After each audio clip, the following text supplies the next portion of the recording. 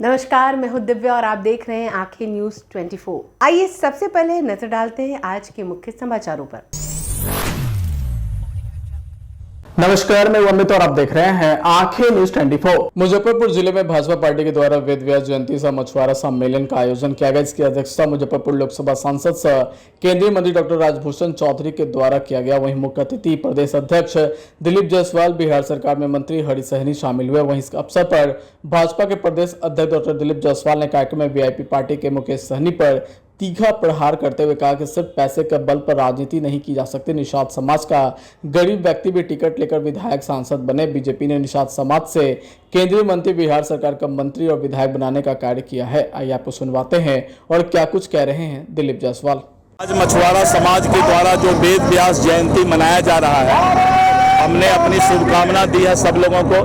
मछुआरा समाज आगे बढ़े, मछुआरा समाज का नेतृत्व आगे बढ़े, इसकी शुभकामना दिया है। और जो इनके अधिकार हैं, इनको सम्मान है, उसके लिए हम लोग जो है आगे बढ़ करके मदद करेंगे। तो चिराग पासवान जो डिमांड किया हुआ उसको किस रूप में देखते हैं? चिराग जी आपको अपने आप बताएंगे सब बात। ब्लैकमेलिंग है या क्या? नहीं, चिराग जी नहीं, चिराग जी हम लोग के नेता हैं और चिराग जी एनडीए के साथ बहुत मजबूती के साथ। समाज से अपने तरह 50 नेता, 100 नेता बनाओ, सबको आगे बढ़ाओ, 1000 नेता बनाओ। ऐसा नहीं कि निषाद समाज में कोई नेता बन गया तो उनका कुर्सी सोचते हैं कि हिल जाएगा।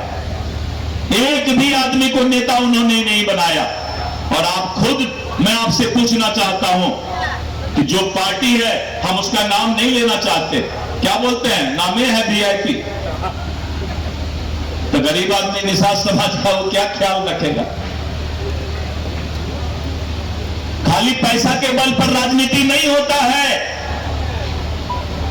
राजनीति होता है जब निषाद समाज का बेटा, गरीब बेटा भी विधानसभा और लोकसभा में टिकट लेकर के एमएलए और एमपी बने। इसलिए मित्रों, मैं राम साफ बात बोल रहा हूं, लेकिन ये बात आपको बोलना होगा, ये बात आपको बोलना होगा कि अगर 15 सीट 20 सीट चुनाव लड़ोगे और निषाद के नाम पर अगर तुम राजनीति करते हो तो तुमको ये 20 सीट, 30 सीट, 40 सीट, जो भी तुमको सीट मिलता है वो निषाद समाज, मछुआरा समाज के लोगों को मिलना चाहिए। मित्रों, मैं ज्यादा बोलना नहीं चाहता। आपके जो यहां पर मछुआरा समाज, निषाद समाज के नेता बैठे हैं, वो आपको बताएंगे।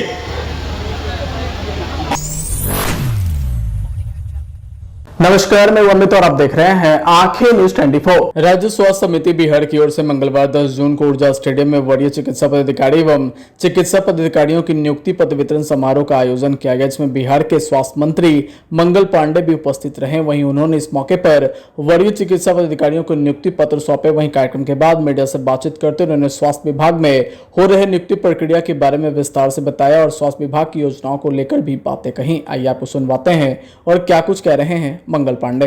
में हम देखते हैं कि दूसरी बार ये नियुक्ति पत्र वितरण चालू हुआ है।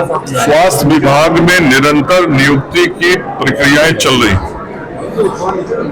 आज से 10 दिन पहले 31 मई को भी हम सब लोगों ने विशेषज्ञ चिकित्सकों की नियुक्ति की थी और 228 विशेषज्ञ चिकित्सक 31 मई को नियुक्त किए गए थे। आज 694 चिकित्सकों की नियुक्ति की गई है। इसके अतिरिक्त आज से 5 दिन पहले 509 चिकित्सक जो बॉन्ड पोस्टिंग के थे, उनकी नियुक्ति की गई है। तो इस प्रकार से यदि देखें तो पिछले 10 दिनों के अंदर में लगभग 1400 से अधिक चिकित्सकों की नियुक्ति बिहार के अंदर की गई। और इसी बीच में जो सबसे बड़ा काम हुआ है वो 7,468 एएनएम की नियुक्ति की गई और उसमें 7300 से अधिक एएनएम ने ज्वाइनिंग भी कर लिया है। तो ये 7,468 एएनएम की एक साथ नियुक्ति, मैं समझता हूं कि आज तक का बिहार का एक साथ नर्स नियुक्ति का सर्वाधिक संख्या है। और ये 7,468 और ये लगभग 1,400 चिकित्सक, इनको हम जोड़ दें तो पिछले 10 दिनों में स्वास्थ्य विभाग के अंदर में लगभग 8,800 से अधिक नियुक्तियां की गई। तो ये उन लोगों को समझ में आना चाहिए जो तरह तरह का प्रश्न करते हैं कि किस प्रकार से स्वास्थ्य विभाग गंभीर होकर माननीय मुख्यमंत्री जी के नेतृत्व में, जिनका बराबर मॉनिटरिंग रहता है स्वास्थ्य विभाग के प्रति।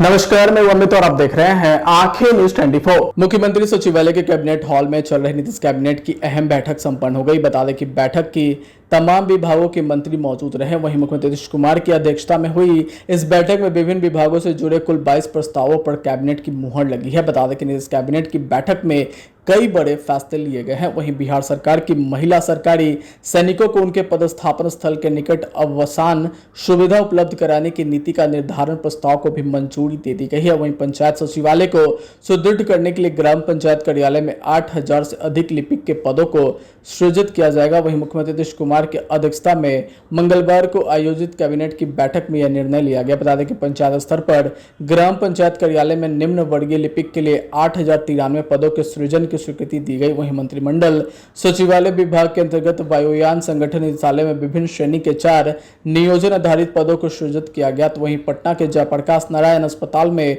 स्पोर्ट्स इंजरी इकाई की स्थापना एवं संचालन के लिए 36 नए पदों को सृजित किया गया। वहीं कृषि विपणन निदेशालय में विभिन्न कोटि के 14 पदों को सृजित किया गया है। समाचारों में वक्त हो चला एक छोटे से अंतराल का। पटना में कई वर्षों से शिक्षा में अहम योगदान दे रहा है Gyansthali high school Alamganj Patna city, जहां 10वीं और 12वीं की बोर्ड परीक्षाओं में 100% अंक प्राप्त कर रहे हैं बच्चे। एक ऐसा स्कूल जहां न केवल होती है पढ़ाई बल्कि साथ ही साथ होती है कल्चरल एक्टिविटी, स्पोर्ट्स एक्टिविटी से जुड़े गेम्स, मैथ ओलंपियाड से लेकर साइंस ओलंपियाड, जहां बच्चों के लिए स्कूल कैंपस अत्याधुनिक सुविधाओं से लैस, छोटे बच्चों के लिए वाहन और ट्रांसपोर्ट की विशेष सुविधा।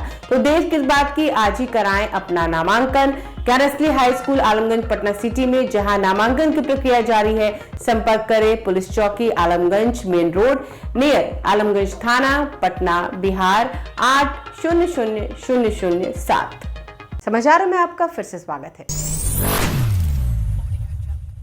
नमस्कार, मैं अमित और आप देख रहे हैं आंखें न्यूज 24। बिहार की राजनीति एक बार फिर चिराग पासवान के बयानों से गर्मा गई है। जी हां, लोक जनशक्ति पार्टी रामविलास के राष्ट्रीय अध्यक्ष चिराग पासवान ने आरा में आयोजित एक जनसभा में पूरे बिहार के 243 विधानसभा सीटों पर चुनाव लड़ने का ऐलान कर राजनीतिक गलियारों में हलचल मचा दी। तो वहीं मीडिया रिपोर्ट्स के अनुसार उनके इस बयान पर जब एनडीए के प्रमुख घटक दलों यानी भारतीय जनता पार्टी और जनता दल यूनाइटेड के नेताओं से सिवान में प्रतिक्रिया मांगी तो दोनों ही दलों के प्रदेश अध्यक्षों ने चुप्पी साध ली। दरअसल सिवान में एनडीए की प्रमंडलीय बैठक से पहले जब पत्रकारों ने भाजपा के प्रदेश अध्यक्ष डॉक्टर दिलीप जायसवाल से चिराग पासवान के बयान को लेकर सवाल किया तो उन्होंने बड़ी चतुराई से इसे टालते हुए कहा कि चिराग पासवान ने अकेले नहीं बल्कि एनडीए के साथ मिलकर 243 सीटों पर चुनाव लड़ने की बातें कही है। उन्होंने सीधे तौर पर चिराग पासवान के चुनावी ऐलान पर कोई टिप्पणी नहीं की। दिलीप जायसवाल का ये रुख राजनीतिक जानकारों के अनुसार साफ संकेत है कि भाजपा फिलहाल चिराग के बयान पर कोई टकराव नहीं चाहती। इस पूरे मामले में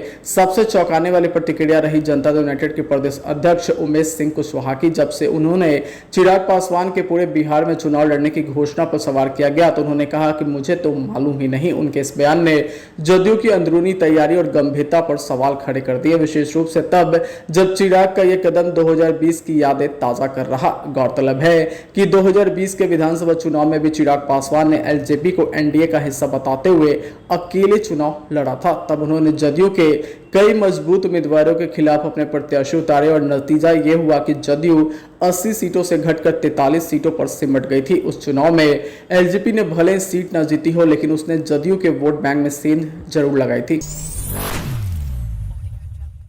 नमस्कार, मैं अमित और आप देख रहे हैं आंखें न्यूज 24। राजधानी पटना के ऐतिहासिक अशोक राजपथ और बिहार का पहला डबल डेकर फ्लाईओवर अब बनकर पूरी तरह से तैयार हो गया है। दरअसल गांधी मैदान से लेकर एनआईटी घर तक इस बहुप्रतीक्षित परियोजना की शुरुआत बुधवार से हो रही है। बता दें कि शहरवासी अब 3 स्तरों पर यात्रा का अनुभव कर सकेंगे। वहीं इस डबल डेकर फ्लाईओवर में ग्राउंड लेवल पर 5.50 मीटर चौड़ी 2 समांतर सर्विस लेन बनाकर आमजनों के लिए यातायात को सुगम बनाया गया है। तो वहीं पहली मंजिल से कृष्णा घाट से बीएन कॉलेज तक आवागमन की सुविधा दी गई है। वहीं दूसरी मंजिल से कारगिल चौक से NIT की दिशा में ट्रैफिक को निर्देशित किया गया। बता दें कि इस महत्वाकांक्षी परियोजना का निर्माण बिहार राज्य पुल निर्माण निगम द्वारा 422 करोड़ रुपए से अधिक की लागत से किया गया है।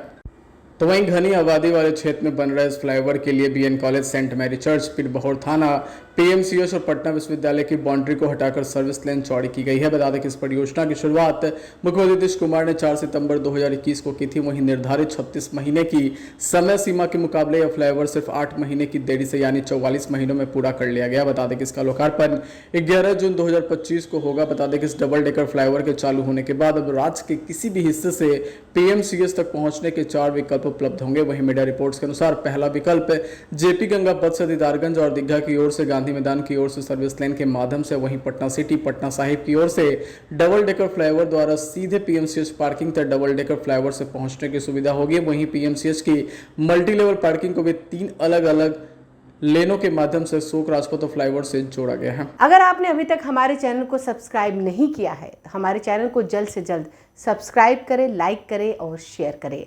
देश और दुनिया की तमाम खबरों को देखने के लिए लगातार देखते रहें आंखें न्यूज़ 24।